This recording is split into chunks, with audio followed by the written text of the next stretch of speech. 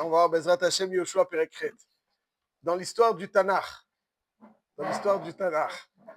deux fois, deux leaders ont levé les mains vers le ciel pendant une guerre, pour permettre la victoire des leurs. Quels sont ces deux leaders et quand? Moshe, pour la guerre face à Amalek, et Yoshua dans la guerre de Haï, dans le Perekhet, dans lequel nous nous trouvons. La guerre de Haï, donc qui dans le premier temps, le Ham Israël a subi un revers, comme on l'a vu hier, et ils vont revenir à la charge. Et cette fois-ci, ils vont revenir à la charge et ils vont avoir la possibilité, d'ailleurs, comme le dit le texte au début à Kadosh Baruch Hu, dit à Yoshua, qu'ils pourront profiter du butin de cette ville. Car contrairement à la victoire sur Yericho, qui était totalement miraculeuse, et voilà, il dit le pasuk Rakshlala ou Behemta tavozu lachem. Donc, contrairement à la guerre de Yericho qui fut totalement miraculeuse, comme on le sait, ils ont tourné autour et il s'est passé ce qui s'est passé. Là, c'est une vraie guerre normale, entre guillemets, qui va se dérouler. Et Hachem dit Rakshlala ou Behemta tavozu lachem. Donc, dans les guerres qui sont miraculeuses, où la victoire est miraculeuse, les Malaminateva, ouais, les Malaminateva, alors tout le butin est pour Hachem. On n'a pas le droit d'y toucher. Et les guerres dont les victoires se font de façon plutôt. Mais à la Teva. Donc, il n'avait pas le droit de toucher au butin. C'est pour ça qu'il s'est passé ce qui s'est passé avec Achan. Mais là, ici, la guerre donc avec Aïe, Akadosh Baruch Hu dit Shlala uvemta tavozu lachem. Tavozu lachem. Pourquoi? Parce que c'est une guerre qui va se dérouler comme une guerre entre guillemets normale. Et là, c'est une guerre très surprenante. Hachem donne des conseils de stratégie à Yehoshua, la façon dont le Ham Israël va conquérir cette ville de Haï. Quelle est donc la stratégie que Yehoshua, sous les directives d'Hachem, va mettre en place? Je vais dire comme ça. Il va envoyer des hommes en embuscade qui sont qu'on ne voit pas du tout derrière la ville de Haï. Eux, Yehoshua, ils viennent de l'est, n'est-ce pas? Ils se dirigent vers l'ouest. Et à l'ouest de la ville de Haï, Yehoshua étant à l'est de la ville de Haï, à l'ouest de la ville de Haï, il y a des milliers d'hommes en embuscade qui ne sont pas du tout détectés par les radars de Haï. Et Yehoshua va créer un appât pour attirer toutes les personnes de la ville de Haï, pour les encourager à venir vers lui. Il va se montrer et paraître faible. Dès qu'ils vont sortir vers lui, ils vont commencer à se sauver et les autres, ils sont galvanisés par cette apparente faiblesse. Ils vont tous sortir.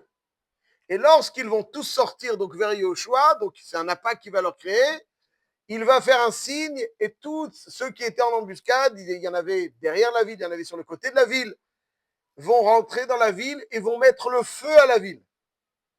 Après, et donc les gens de Haï qui étaient sortis joyeux, entre guillemets, et ils avaient tout laissé, ils voient tout d'un coup, ils se retournent, ils voient leur ville en feu. Et ces personnes qui étaient en embuscade par Yehoshua vont se diriger dorénavant vers Yehoshua, de telle façon à ce que la population de Haï, totalement abattue en voyant les flammes ravager leur ville, vont être encerclés par Yehoshua d'une part, qui faisait fi d'être affaibli, il les a encouragés, les a attirés pour venir, et finalement, ce qui se passe, c'est qu'ils vont les encercler de part et d'autre, et ils vont leur régler leur compte. Et là, c'est la victoire de Haï avec tout ce qui va suivre. Et c'est intéressant parce que c'est Akadosh Baruch Hu qui donne à Yehoshua le conseil stratégique, ça veut dire ça a l'air d'être une stratégie militaire classique, là pas pour finalement attaquer de l'autre côté et démoraliser, puis ensuite rendre beaucoup plus vulnérable. C'est une stratégie militaire classique. Et c'est ce que Hachem donne pour conseil à Yehoshua. Le pasuk nous dit que, et je cite, lorsque Yehoshua a levé la main avec sa lance, avec son kidon, pour lancer le signal pour ceux qui étaient en embuscade afin qu'ils rentrent dans la ville de Haï, le pasuk nous dit Yehoshua lo eshiv yado asher nata bakidon. Yehoshua, pendant toute la durée de la bataille, ne va pas baisser les mains.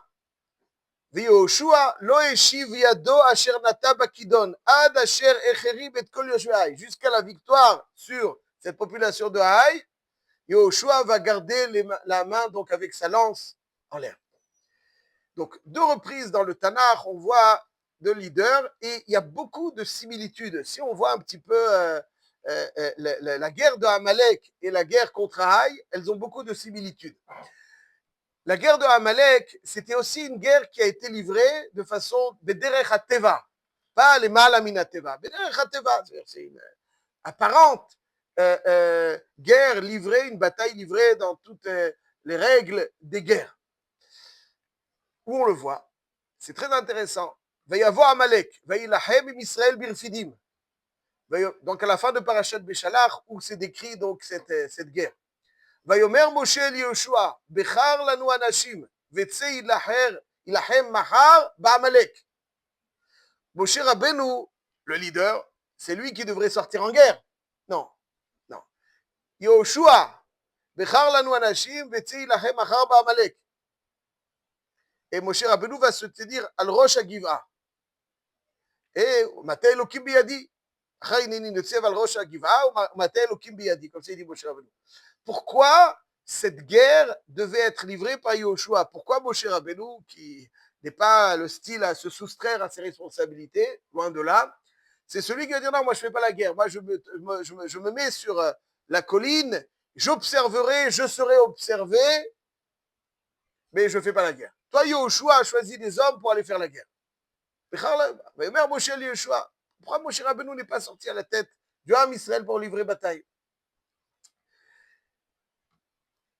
Le pshat et le suivant, c'est que cette bataille contre Amalek devait absolument se dérouler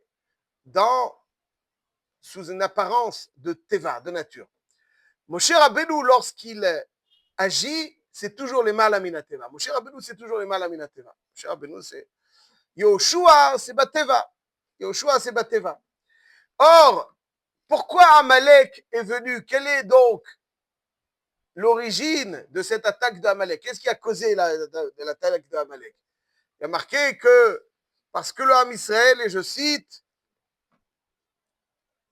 a dit Hayesh Hashem bekirbenu im ayin, vayikra Hashem ha'makom ha'samriva, ועל נושא השם לאמור, היש השם בקרבנו עם עין, ויבוא עמלק ויילחם עם ישראל ברפידים. היש השם בקרבנו עם עין. Le Ham Israël vit dans un cocon miraculeux et surnaturel, et ils disent Ayesh Hashem bekirbenu im ayin. Hashem, il est là ou il n'est pas là? Quoi? Ils ont un doute là, ils ne voient pas qu'ils sont en train de manger, là, d'être dans un contexte surnaturel. Quel est le sens de ce doute exprimé par le Ham Israël? Ayesh Hashem bekirbenu im ayin. Vayavo Amalek veilachem Israël birfidim. Le natif de Vologine, dans Emek Davar, il dit comme ça. Il dit, le Ham Israël, Vadaï vivait de façon totalement surnaturelle. Mais c'est grâce à Moshe. Et là, la question, l'interrogation des fois que certains se posent est la suivante. Quand ils voient des événements surnaturels, ils disent, ah, il y a une intervention divine. Ben, lorsque la nature se déroule, que vous avez fait sans événements surnaturels, est-ce qu'Hachem est investi même dans le déroulement de la nature, ou bien la nature donc est une succession d'événements qui sont totalement autonomes et que ça, on voit une intervention quelconque dans la nature, tu fais ça, il y a ça, il y a ça, il y a ça. Donc, a priori, ça a l'air d'être autonome. Ayesh Hashem bekirbenu, avec Moshe Rabbeinu, vadaï. Est-ce que Hashem il est avec nous dans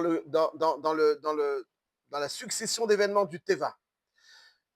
C'est pour ça qu'il fallait montrer au Ham Israël. Et donc, dès qu'il y a une Sheila de Mikré, tout au long de l'histoire, le Ham Israël a été mistapek à Purim. Est-ce qu'Hachem est bekirbenu après l'exil? Il y avait le Beth Amikdash, il n'y a plus. Malheureusement, il a été détruit. Ils sont en exil. Est-ce qu'Hachem est encore avec nous en exil? Hayesh Hashem bekirbenu.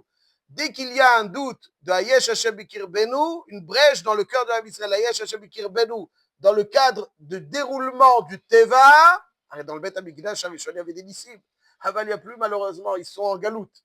Ayesh Hashem Bekirbenu. Amalek, lui, c'est celui qui, ça fait que celui qui cherche à semer encore le doute. Dès que la plus petite brèche de doute de Ayesh Hashem Bekirbenu s'ouvre dans le cœur de l'homme Israël, lui, il vient s'engouffrer pour menacer encore plus et ronger avec le doute.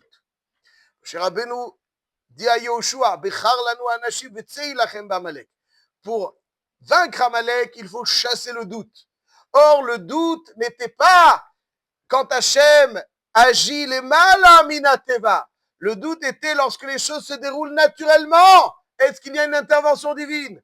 Alors, il faut impérativement, pour vaincre Amalek, nettoyer ce doute. Il faut aller lutter naturellement, donc Yoshua, et voir que Vaya Kacher Yarib Moshe Tiado Vegavar Israël. ראש השנה למשנה כ"ט עמוד א', וכי ידיו של משה עושות מלחמה, אלא בזמן שישראל משעבדים את ליבם לאביהם שבשמיים. מסתכלים כלפי מעלה ומשעבדים את ליבם לאביהם שבשמיים, וגבר ישראל. Donc ça veut dire que pour vaincre Amalek, c'était pas une guerre, comme toutes les guerres, c'est pas des guerres qui est plus musclée. C'est la guerre, ça doit être une victoire qui corrige quelque chose. Et donc il fallait, dans le cadre de la nature, et impérativement dans le cadre de la nature, voir que même lorsqu'il y a un déroulement naturel des choses, et qu'apparemment il n'y a pas d'intervention divine, puisque il y a une succession d'événements naturels, ce qui fait naître Ayesh Hashem Bekirbenu dans ce Vaya Kacher Yarib Moshe, Yoshua va vaincre Amalek al pi derech hateva. Ah, le Ham Israël voit que même dans le derech hateva, Hashem investit, puisque tu vois que Kacher Yarib Moshe Tiado Vegavar Israël, ça veut dire que ça dépend de quoi? De Kacher Yarib Moshe, etc. Sinon, etc. Donc on voit que même dans la nature, ça nettoie le doute du Ham Israël. Donc la Gbaat Tiado de Moshe, c'est pour faire prendre conscience du Ham Israël. Là, vous allez livrer bataille Bederech hateva, il n'y a pas de miracle. Il n'y a pas de miracle. Aval, même là, Hachem intervient. Et c'est comme ça qu'ils vont venir à bout de Amalek. Dans la guerre de Haï aussi, de façon très particulière, elle va se dérouler selon les directives d'une stratégie militaire très... Donc, a priori, c'est le Ham Israël qui livre bataille. A priori. Aval, Yoshua, Yarib Moshe sur Kidon, avec son Kidon, Yarib Tiado avec son Kidon, pour montrer que même lorsque, contrairement à la victoire sur Yericho qui était totalement surnaturelle, et finalement, dans ce contexte-là, Achan, il a pris le Kherem. Ce n'était pas la première fois. Parce qu'Achan, il doutait, il disait, on rentre en Eretz Israël, maintenant, on n'est plus dans le Midbar. Finalement, il va falloir se débrouiller tout seul. Et puis, bon, saisissons l'opportunité qui nous est offerte. Parce que si quelqu'un, il est ma'amine, qu'Hachem lui donne ce qui lui revient, et c'est pas en prenant à qui que ce soit ou quoi que ce soit illicitement qu'il aura plus. S'il a l'impression qu'il est livré entre ses mains, alors évidemment, il peut avoir plus. Ça dépend de ses agissements. Mais s'il est ma'amine, comme il se le doit, il sait que c'est pas parce que tu as mis la poche à droite, parce que tu crois qu'en mettant dans la poche à droite et à gauche, tu auras plus. Achan, c'est une forme de faille de Ayesh Hashem Bekirbenu. Pourquoi tu vois? Parce que Ayesh Hashem Bekirbenu, s'il n'y a pas le man miraculeux, maintenant, on est livré à nous-mêmes. Ayesh Hashem Bekirbenu, donc il faut mettre dans la poche, il faut saisir des opportunités, des belles choses comme ça qui nous sont offertes. Si je le fais, j'aurai plus. C'est ça que c'est. Si je fais illicitement, j'aurai plus. Si je le fais pas, j'aurai moins. Ayesh Hashem Bekirbenu. Maintenant, il va falloir, comme à l'époque de Moshe Rabbeinu, qui va venir nettoyer le doute d'Ayesh Hashem Bekirbenu avec cette guerre contre Amalek, il fallait guérir. Parce que si Achan il a fauté, c'est que tout le monde a quelque chose à se reprocher. Ouais, c'est ça la harvout. C'est-à-dire, si un membre est très fort, alors c'est son énergie et sa bonne santé, il y a le système immunitaire qui guérit. Ça veut dire, s'il y a un membre qui est défaillant, c'est que le corps n'a pas les moyens pour le guérir. Donc ça montre qu'il y avait un gamme aussi dans le reste du corps. Donc il va falloir, Hachem dit, il va falloir lutter Bederech HaTeva. Pas comme Yericho, Bederech HaTeva, avec le Kidon, Shel Yoshua Beyado, et Yoshua qui lève les mains, כאשר ירים יהושע את ידיו עם הכידון וגבר ישראל. וכי ידיו של יהושע עושות מלחמה, אלא בזמן שישראל מסתכלים כלפי מעלה ומשווים את ליבם לאביהם שבשמיים, וגבר ישראל. C'est ce qui a mené dans le Gdala, c'est ce qui a nettoyé, gommé l'origine de la faute de Achan. חולין, חולין חנוך.